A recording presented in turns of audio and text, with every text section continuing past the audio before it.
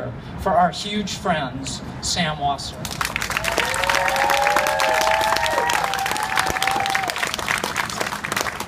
Well, thank you all for coming. I must say, I wish there were more people here. And I say that because you guys aren't doing your job. There should be more people here. Why aren't there? And what are you going to do about this? Because when you leave here, I hope that you will take this message and tell everybody you know why this is such a significant issue. So it was mentioned that I work on the illegal ivory trade. I, about 15 years ago, developed a method to determine where ivory was being poached from their DNA. And all large ivory seizures that are made in Africa and Asia come to my lab, if they're provided to us, and then we're able to figure out where they are poached. So this has given me a really broad perspective on wildlife trafficking and how bad it is. And that's really what I want to talk to you about today. I want to energize you so that you understand how serious this is, and that it's not just a matter of these amazing charismatic megafauna being killed. The impacts are so much deeper than that. So let's talk about some of these species. We, of course, have elephants, which I'll talk to you a lot about today, where we're losing 50,000 elephants a year right now, and there's only 470,000 of them left on the planet. So think about that, and think about the fact that the elephant is the largest terrestrial mammal in the world and its role in the environment, but I'll return to that in a minute. What about rhino? There's 5 species of rhino in the world right now, and they're all on their way out. So we have the northern white rhino that went extinct in the wild about a decade ago, and there's only 4 left in the world. They're in captivity right now. We've got the Javan rhino, the Sumatran rhino. There's less than 100 each of them left in Africa. We've got the black rhino that there's less than 5,000 left. And the southern white rhino is the only one that's doing marginally well, with about 20,000 left. So that's pretty unbelievable. And if any of you have seen the horrific photos of rhinos getting their horns hacked off while they're still living. Well, what about sharks? 100 million sharks a year being killed. And 70 million of them are killed each year. 100 million a year, 70 million a year are being killed for what? Soup. Shark fin soup. We've lost 90% of the sharks in my generation. Tigers, 3,500 of them left in the wild, being killed for their skins, but also for medicinal purposes, using their bones for tiger wine and other kinds of things that are largely fictitious in what they do. And by the way, you know, the rhino initially was being poached to make dagger horns in Yemen. And then it started to be poached to be an aphrodisiac, and pretty soon people started realizing, hey, it's not working so well. And then some entrepreneur in Vietnam said, I know, it cures cancer. And then the slaughter just took off, so that now rhino horns are worth $60,000 a kilo. That's more than gold. So when you think about it, this is what we call a transnational organized crime. And the wildlife trade, the illegal wildlife trade, is the 4th biggest. It's $20 billion a year moving wildlife products. So when I got my PhD in the early 80s, the biggest factor impacting wildlife was habitat loss. But now the illegal wildlife trade has gotten so bad that it is starting to keep pace with habitat loss. And the cumulative effects of both of those is just beyond imagination. So I talked about elephants, I talked about rhinos, I talked about sharks. I started to talk about tigers, 3,500 left. Well, what about lions? So let's think about them. Now, the lions, I started working on lions actually as the first species I ever studied in Africa in 1973. There were so many lions in Africa, I would never have dreamed that they would be now threatened and about to be listed as perhaps even endangered. Why? Well, First of all, it's a major predator, and as habitat gets lost, it starts to run into conflict with local farmers and people raising their cattle.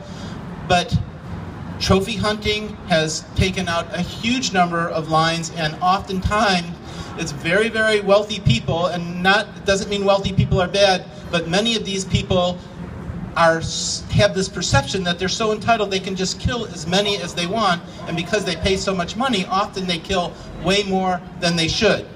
But also, as the tiger trade started to become better controlled by China, lions and leopards started to be substituted for tiger wine, their bones. So now they're getting it from all different angles, and that is impacting all kinds of populations throughout the continent of Africa. Now think about this. So you got a place like the Serengeti, where you have 1.5 million wildebeest, 700,000 zebra or more, and their main predator is being poached. And this kind of thing is happening throughout Africa. So what's going to happen to those prey species when their main predator is gone, and what is going to happen when they consume their ecosystem? Which brings me to an important point. In ecology, we have this concept we call Trophic Cascades, and it recognizes the fact that ecosystems are a complex entity of many, many different species interacting. They've co-evolved over millions of years, and some of those species are more important than the other. And those ones that are most important we call keystone species, because when you take them out, it has this huge ripple effect. And that ripple effect, if you could imagine, large predators are a keystone species, and you take them out, it impacts the prey populations hugely. It impacts the mid-level carnivores, which are much more flexible predators, because those mid-level predators are able to eat all kinds of different species, including the rare endangered species. But when those rare endangered species get taken out, they've got other things that they can eat until they can, to make sure they maintain their numbers, so they really cause lots of damage. So the ripple effect on these kinds of losses are absolutely enormous. All of the species that I've mentioned so far are keystone species. And then there's other species like the pangolin. So I don't know if any of you know what a pangolin is. I'm not saying penguin, I'm saying pangolin. And a pangolin is like an armadillo. It's about the size of a cocker spaniel. Its hairs were modified into scales. And these scales are used for medicinal purposes, not necessarily real medicinal purposes, and their meat is a delicacy. Right now, this little pangolin is the most poached animal in the world. And it just all of a sudden took off. So I've been working on the ivory trade for 15 years now. The biggest seizure I've ever seen is 6.5 tons. Within the last year, there was a seizure of pangolins, this big, 10 tons. It's crazy, just crazy. Okay, so let me now talk about elephants. And then I want to talk about Initiative 1401. So I mentioned that we're losing 50,000 elephants a year right now. There's only 470,000 left. It's the largest land mammal in the world. It eats an enormous amount, and it creates a lot of natural disturbances that many other species depend upon. And this natural disturbance, when you're losing the elephants, is having catastrophic effects on the economies and the ecology of Africa. Think about this. Elephant has the largest brain of any terrestrial mammal. Many of you may have heard that there was a famous geneticist that showed that chimpanzees and people share 98% of their genes. And that same geneticist recently wanted to see who was the most intelligent animals in the world. And so he started looking at genes that are responsible for oxygen metabolism, because your brain uses so much oxygen to grow and to do all the things it does, and it compared a wide variety of species. And of course, the species at the top of that list with the highest number of those genes was the elephant and the human being. No surprise, the human being, except what is surprising is elephants had more. They are very, very intelligent animals. You've all heard about elephant graveyards, right? Well, of course that's a myth, but what is not a myth is the amount of attention that an elephant pays to carcasses of their own species. When I was working in Africa in the late 70s, when poaching was just rampant, we were collecting skulls and keeping them around our camp because we wanted to age and sex them to see how many animals were getting killed and what their sexes were. And we had a number of other species also there. Elephants would come into our camp every night, and they would spend 15 to 20 minutes sniffing every single centimeter of the elephant bones or skulls or whatever product from elephants we had there. And then they would walk over the buffalo and the giraffe and the rhino, and they would go right to the next elephant. And in fact, it's just so incredible how much focus they have on them. So we've got a very intelligent animal that's very aware of death, and their family members are being massacred. So imagine this. We started working when the Ivory ban happened, which was in 1989. A very famous elephant researcher came to the park I was working in southern Tanzania, and she found that 30% of the females were living in orphaned groups. So they lost everybody. The ones that were left were females that were old enough to live on their own, maybe close to 15 years or less, but they didn't really have big tusks, so they escaped. But all of their family members were dead.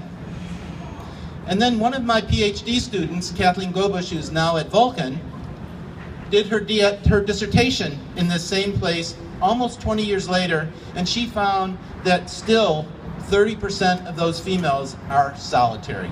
So 30% of all the adult females in the park were still solitary. They couldn't join other family groups because those family groups, while they're very social, they're social to their kin. Well, what else happened? Well, one of the things happened is first they poached the big bulls because they had the biggest tusks. And then when they ran out of big bulls, they went to the big adult females, the matriarchs that control the movements of the group. And one of the consequences was, first of all, you took out the big bulls, and so younger males started to take over breeding at a much earlier years and stayed in that role for a long period of time, which created huge amounts of inbreeding in the population. That's still going on in a lot of these places. The females I just mentioned, they lost their social structure because all these adults were kicked out, not forming new groups. And when these bulls started to, one of the things the big adult females do is they send out a chemical that prevents young females coming into estrus too early, coming into heat and mating. When those females were gone, we had females that should have been mating at 12 years old, mating at 8. Very, very young, like children. And they were having very small babies with a very, very low chance of survivorship. All these things, you think about the generation time of these elephants, these repercussions don't just go away like that when you stop the killing. So we've got to think about the long-term consequences of this and why this is so crucial. I'll give you another factor. So there's two kinds of elephants in Africa. There's forest elephants and there's savanna elephants. The forest elephants are in Central Africa. The Central African forests are the second most important forest in the world for carbon capture. That means that they're very important for controlling our climate. So they're just under the Amazon and not far under the Amazon. Well, many of those trees that are capturing the carbon have very large seeds. And the only thing that is able to disperse those seeds, to move them away from the parent so that when they don't just fall under the tree and get eaten by seed parasites or seed predators. The only thing that can really effectively disperse them is the forest elephant. Well, in the last 50 years, we have lost almost 95% of the forest elephants. So who's dispersing those seeds? Nobody.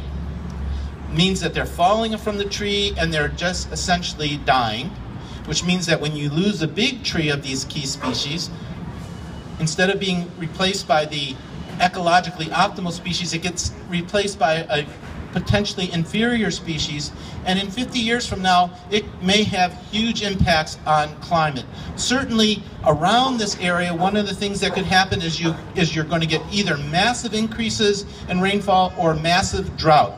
Either way, that is going to affect seed production, not only of natural products, but also of food for people. That means you're going to get increased poverty, increased collateral crime. The ripple effects go on and on and on. And so it's not just killing this amazingly wonderful species or all of these amazing, wonderful species. The effects are just beyond imagination, and people need to know that. Well, I want to end by talking about Initiative 1401. This is a very, very important initiative in Washington State.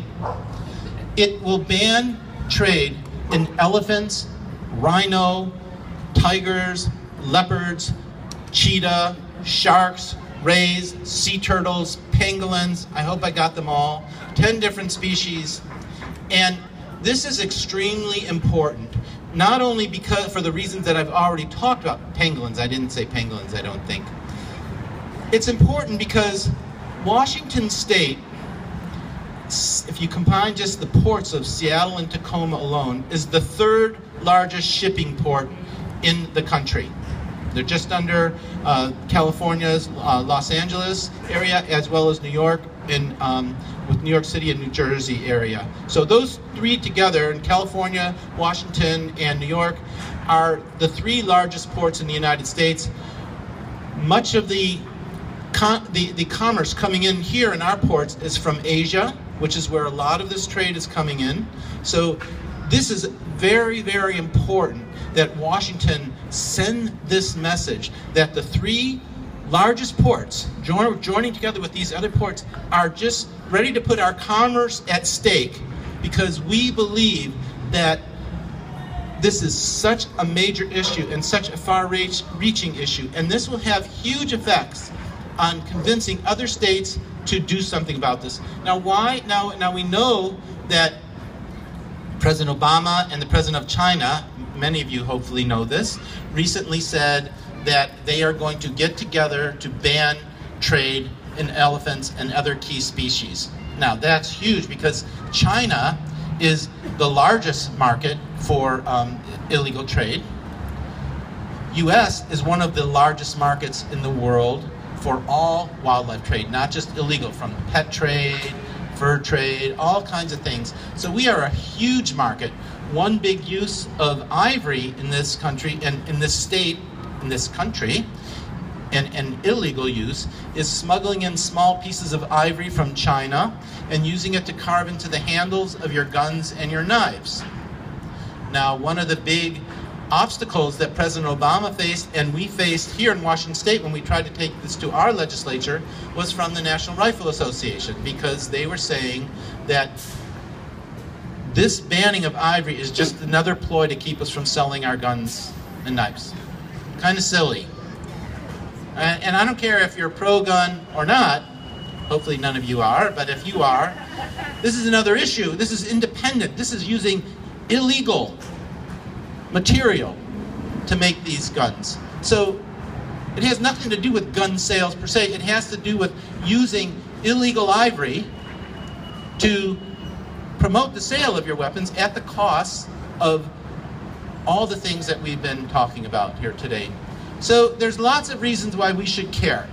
And I hope you all will continue the fight, and let's pray for our wildlife. Thank you.